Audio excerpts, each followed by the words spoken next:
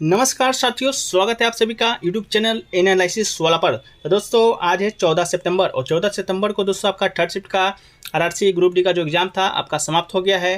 तो दोस्तों जिन लोगों का एग्ज़ाम था आशा करते हैं कि अच्छा गया होगा। तो दोस्तों आज के वीडियो में 14 सितंबर थर्ड शिफ्ट में पूछे गए जीके साइंस और करंट अफेयर्स के अधिकतम रियल प्रश्न भी मिल गए हैं। तो उन सभी प्रश्नों को देखने का प्रयास करेंगे। इससे पहले दोस्तों चैनल पर नए हैं तो चैनल को सब्सक्राइब कर लीजिएगा, नोटिफिकेशन बेल को भी ऑन कर लीजिए। इसके अलावा दोस्तों अगर आप 17 अगस्त से लेकर 25 अगस्त तक आप 17 अगस्त से 15 सितंबर तक का पीडीएफ आप लेना चाहते हैं, जिनका आगे आने वाले शिफ्टों में याद है फोर्थ या फिर फेज में, तो दोस्तों आप हमें व्हाट्सएप मैसेज कीजिएगा। व्हाट्सएप नंबर आपको डिस्क्रिप्शन बॉक्स में दे दिया जाएगा मात्र 20 रुपये के शुल्क में। तो दोस्तों चलिए वीडियो का शुरुआत करते हैं कि कैसा कैसा प्रश्न आपको देखने को मिला था। पहला प्रश्न देखने को मिल रहा है वो आपका पूछा गया था स्वतंत्रता आंदोलन से कि चौरी चौरा कांड किस राज्य में आपका हुआ था। तो बात करें दोस्तों चौरी चौरा कांड का, तो आप लोगों को मालूम होगा ये आपका 4 फरवरी 1922 ईस्वी को ब्रिटिश भारत में संयुक्त राज्य के गोरखपुर जिले के चौरी चौरा नामक स्थान पर आपका हुआ था। तो आपका ये गोरखपुर कहाँ पड़ता है, तो आपका उत्तर प्रदेश में पड़ता है। तो किस राज्य में हुआ था, तो आपका उत्तर प्रदेश बिल्कुल राइट आंसर हो जाएगा। इस घटना के बाद दोस्तों गांधी जी ने असहयोग आंदोलन को वापस ले लिया था। ये प्रश्न भी आपसे पूछा जाता है बार बार।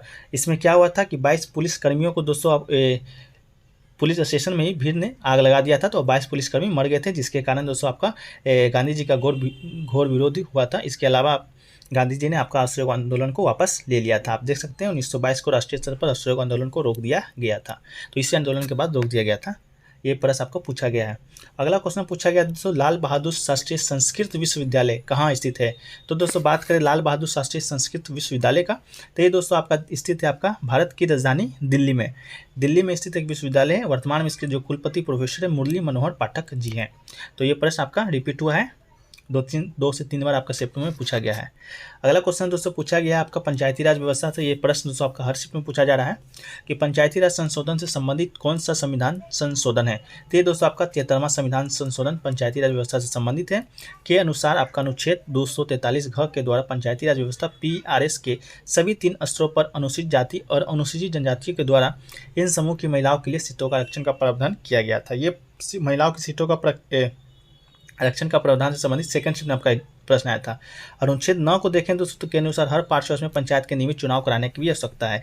ये भी प्रश्न पूछा गया था कि पंचायत का जो चुनाव होता है कितने वर्षों में आपका होता है, तो 5 वर्ष, जो कि अनुच्छेद 243 न के अनुसार आपका होता है। तो 73वां संविधान संशोधन आपका हुआ था, पंचायती राज व्यवस्था से संबंधित था। अगला दोस्तों पूछा गया था भारत की सबसे बड़ी प्रायद्वीपीय नदी कौन सी है। तो दोस्तों बात करें सबसे बड़ी प्रायद्वीपीय नदी भारत की, तो दोस्तों आपका गोदावरी नदी राइट आंसर हो जाएगा। इसकी जो आपकी लंबाई है वो आपका 1465 किलोमीटर इसकी कुल लंबाई है। इसके अलावा दोस्तों पूछा गया था आपका कि हेलोजन किस समूह का तत्व है। तो दोस्तों बात करें हेलोजन का, तो यावसानी के वर्ग 17 में आपका स्थित कुल 5 तत्वों के फ्लोरीन, क्लोरीन, ब्रोमीन, आयोडीन, एस्टेटिन के समानता हेलोजन कहते हैं। तो आपका वर्ग 17 बिल्कुल राइट आंसर था, क्योंकि इन सभी तत्वों के लवण समुद्री जल में बहुतायत में पाए जाते हैं। इनमें एक एस्टेटिन है जो कि रेडियो एक्टिव तत्व है। अगला क्वेश्चन दोस्तों पूछा गया था आपका कि कार्बन किस समूह का तत्व है। ये भी प्रश्न आपका साथ ही पूछा गया था, कार्बन और हेलोजन किस समूह का तत्व है। तो कार्बन दोस्तों एक आवासानी समूह के तत्व का है। कार्बन सिलिकॉन, जर्मेनियम और टीन सीसा और फ्लोरीन से मिलकर आपका बना है। इसके अलावा दोस्तों पूछा गया था पेड़ पौधे में जल का जो आदान प्रदान होता है वो किसके द्वारा होता है। तो दोस्तों आप इससे पहले जो कार्बन का जो आपका समूह है दोस्तों आपका कार्बन आपका 14 समूह का है और ये आपका जो हेलोजन है वो आपका समूह 17 का है। तो इसको दोस्तों देख लीजिएगा। अगला दोस्तों पूछा गया था पेड़ पौधे में जल का आदान प्रदान किसके द्वारा होता है। तो दोस्तों आपका जाइलम एक उत्तक है जो कि पौधे में जल का परिवहन करता है। पौधे जल के द्वारा मिट्टी से जल को अवशोषित करता है और इस जल में पौधे के विकास के लिए अनावश्यक खनिज तथा लवण विलय के रूप में प्रसिद्ध करते हैं। तो पेड़ पौधे में जल का आदान प्रदान आपका जाइलम राइट आंसर हो जाएगा। हालांकि आप जाइलम से आपका कथन से आपका संबंधित प्रश्न आया था, लेकिन देख लीजिएगा क्या प्रश्न आया था, लेकिन आपका आया था। इसके अलावा दोस्तों आपका एक रीजनिंग से प्रश्न देखने को मिला कि 19 नवंबर 2005 को शनिवार था, तो 23 नवंबर 2008 को कौन सा दिन होगा। तो बात कर दोस्तों आपका 19 नवंबर को तो शनिवार था, तो 23 नवंबर 2008 को दोस्तों आपका रविवार का दिन होगा। तो रविवार आपका राइट आंसर हो जाएगा। इसके अलावा दोस्तों आपका एक और प्रश्न आपका पूछा गया था कि गीजर जो होता है जो पानी को गर्म करता है वो विद्युत ऊर्जा को किसमें परिवर्तित करता है। क्वेश्चन का लेवल लैंग्वेज चेंज होगा, लेकिन क्वेश्चन आपका इसी से रिलेटेड था। तो विद्युत ऊर्जा, जो कि दोस्तों विद्युत ऊर्जा को उष्मा ऊर्जा में परिवर्तित करता है कौन? गीजर। तो आपका राइट आंसर हो जाएगा। अगला क्वेश्चन था दोस्तों, छोटी आंत में भोजन किसके द्वारा शरीर में जाता है? इस तरह का आपका प्रश्न पूछा गया था, जिसमें ऑप्शन दोस्तों आर्टरीज, वेन्स, प्लाज्मा, लसिका, इस तरह का आपका ऑप्शन दिया गया था, जिसमें लसिका दोस्तों आपका राइट आंसर था। इसके अलावा दोस्तों आपसे पूछा गया था कि सबसे ज़्यादा सोना का उत्पादन किस राज्य में होता है?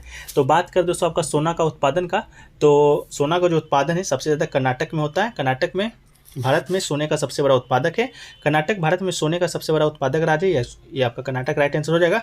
देश में सोने के 3 प्रमुख क्षेत्र, जिसमें से 2 आपका कर्नाटक में ही आपका स्थित है। वे कोलार स्वर्ण क्षेत्र, कोलार हट्टी स्वर्ण क्षेत्र और रामगिरी स्वर्ण क्षेत्र। इनमें से केवल रामगिरी जो स्वर्ण क्षेत्र है आपका आंध्र प्रदेश में स्थित है, बाकी जो 2 हैं आपका कर्नाटक में स्थित है। तो कर्नाटक आपका राइट आंसर हो जाएगा।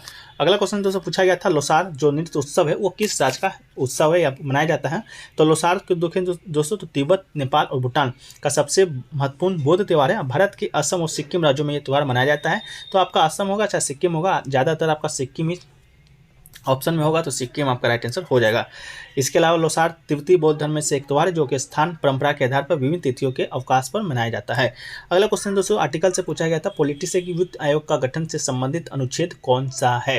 तो दोस्तों बात करें वित्त आयोग के गठन से संबंधित अनुच्छेद का, तो संविधान का अनुच्छेद 280 के तहत दोस्तों यह प्रावधान किया गया है कि संविधान के प्रारंभ से 2 वर्ष के भीतर, उसके बाद प्रत्येक 5 वर्ष की समाप्ति पर या उस समय से पहले राष्ट्रपति आवश्यक समझते हैं तो एक वित्त आयोग का गठन किया जाएगा। तो वित्त आयोग का गठन दोस्तों आपका अनुच्छेद 280 है। ये भी पूछा गया था गठन कौन करता है? तो आपका भारत के राष्ट्रपति करते हैं, जो कि वर्तमान में कौन है? तो आपका द्रौपदी मुर्मू जी हैं। भारत के जो उपराष्ट्रपति हैं वो आपका कौन है? जगदीप धनखड़। ये सभी प्रश्न आपका रिपीट हुआ है, इसलिए आपको फैक्ट के तौर पर दोस्तों बता दिए हैं।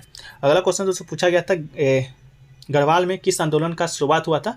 तो दोस्तों इसका भी प्रश्न आपसे पूछा गया था, लेकिन इसका जो ऑप्शन है या आंसर नहीं मिल पाया। अगर आपको आंसर मालूम होगा तो आप कमेंट सेक्शन में बताने का प्रयास कीजिएगा। अगला दोस्तों पूछा गया था, पालिताना जैन मंदिर कहाँ स्थित है?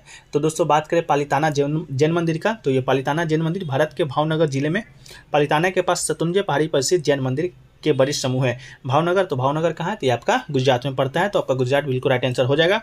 ऐतिहासिक ग्रंथों में काठियावाड़ के बदलितीपुर के रूप में यह जाना जाता है। 800 से अधिक छोटे मंदिर और मंदिरों के घने संग्रह ने पालिताना को मंदिर का शहर कहा जाता है। तो ये जैन मंदिर के भीतर श्वेतांबर परंपरा के सबसे पवित्र स्थलों में से एक है। अरिन मंदिर का जो निर्माण है आपका 11वीं शताब्दी की ईस्वी में उसके बाद आपका हुआ था।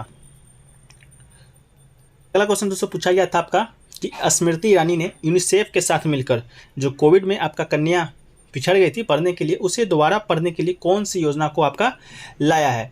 तो दोस्तों इसका जो राइट आंसर है आपका महिला एवं बाल विकास मंत्रालय आपके हैं, जो स्मृति ईरानी जी है, वो शिक्षा मंत्रालय और यूनिसेफ के साथ साझेदारी में कन्या शिक्षा प्रवेश उत्सव अभियान को शुरू किया है। तो कन्या शिक्षा प्रवेश उत्सव अभियान आपका राइट आंसर हो जाएगा, जो स्कूली किशोरियों की औपचारिक शिक्षा में वापस लाने के लिए किया गया है। तो कन्या शिक्षा प्रवेश उत्सव आपका बिल्कुल राइट आंसर हो जाएगा। अगला क्वेश्चन दोस्तों पूछा गया था 2022 का जो आईपीएल का फाइनल है वो आपका कहाँ हुआ था? तो दोस्तों 2022 के आईपीएल की बात करें, इससे रिलेटेड प्रश्न आपसे हमेशा पूछे जा रहे हैं, आईपीएल से ही रिलेटेड प्रश्न पूछे जा रहे हैं। एक पहले के सेकंड में पूछा गया था 2022 के रॉयल चैलेंजर्स बेंगलोर के कप्तान कौन थे? तो आपका फाफ डु प्लेसिस है। वहीं 2022 के आईपीएल का फाइनल आपसे पूछा गया था कौन था, कहाँ हुआ है, किस स्टेडियम आपका हुआ था? 2022 के सीजन का फाइनल आपका गुजरात टाइटंस और राजस्थान रॉयल्स के बीच खेला गया था। 29 मई को आपका खेला गया था अहमदाबाद के नरेंद्र मोदी स्टेडियम में। तो आपका Narendra Modi stadium Ahmedabad right answer हो जाएगा। और गुजरात टाइटंस इसका विजेता रहा था, जिसके कप्तान कौन थे? कप्तान का नाम दोस्तों हार्दिक पांड्या थे। और राजस्थान रॉयल्स जिसके कप्तान संजू सैमसन है, दोनों के बीच आपका खेला गया था, इसमें विजेता गुजरात टाइटंस रहा था। तो कप्तानों का नाम भी पूछा गया है, तो आप याद रखिएगा। आईपीएल 2022 में कुल 10 टीम खेले थे, पहले 8 टीम खेले जाते थे। ये सभी प्रश्न दोस्तों रिपीट हुआ है। इसलिए दोस्तों अगर पीडीएफ लेना चाहते हैं तो आप हमें व्हाट्सएप मैसेज कीजिएगा। 17 अगस्त से 15 अगस्त तक, जो कल 15 सितंबर है, उस समय का पीडीएफ आपको मात्र 20 रुपये के मिलेगा। अगला क्वेश्चन पूछा गया था दोस्तों आपका कि रेनबो किस नियम पर दोस्तों आपका आधारित है? तो रेनबो की बात करें तो दोस्तों आपका ऑप्शन आया था परावर्तन, अपवर्तन या प्रकाश का विक्षेपण, इस तरह का आपका ऑप्शन आया था। तो आप कमेंट सेक्शन में बताइएगा दोस्तों कि आपका कौन सा आपका ऑप्शन सही है, रेनबो से संबंधित क्या प्रश्न आया था। इसके अलावा दोस्तों आपका एक प्रश्न देखने को मिला था कि लेड आयोडाइड का रिएक्शन कराएंगे पोटेशियम परमैंगनेट से, तो दोस्तों आपका कौन सा कलर आपको देखने को मिलेगा? तो लेड आयोडाइड को पोटेशियम परमैंगनेट से दोस्तों कलर कराने पर कौन सा कलर मिलेगा? इसका आंसर दोस्तों कन्फर्म मालूम नहीं है, तो बताने का नहीं है, क्योंकि बहुत से लोग कमेंट भी करते हैं कि गलत गलत बता देते हैं, इस कारण तो आप ही कमेंट सेक्शन में बताइएगा। इसके बाद दोस्तों आपका शायद चैंपियन बिल्डर्स का किताब किसने जीता था, जो यूपी में हुआ था, उससे संबंधित भी प्रश्न आया था। तो आपका हो जाएगा पंकज एडवाणी, राइट आंसर हो जाएगा। इसके बाद दोस्तों इतना ही प्रश्न अभी तक थर्ड शिफ्ट में देखने को मिले हैं, जो कि दोस्तों मुझे प्राप्त हुए हैं। और भी प्रश्न जैसे प्राप्त होते जाएंगे, पीडीएफ में इसको सम्मिलित कर देंगे। पीडीएफ आपको टेलीग्राम चैनल या व्हाट्सएप नंबर पर मैसेज कीजिएगा कि आज का पीडीएफ चाहिए, तो आपको मिल जाएगा।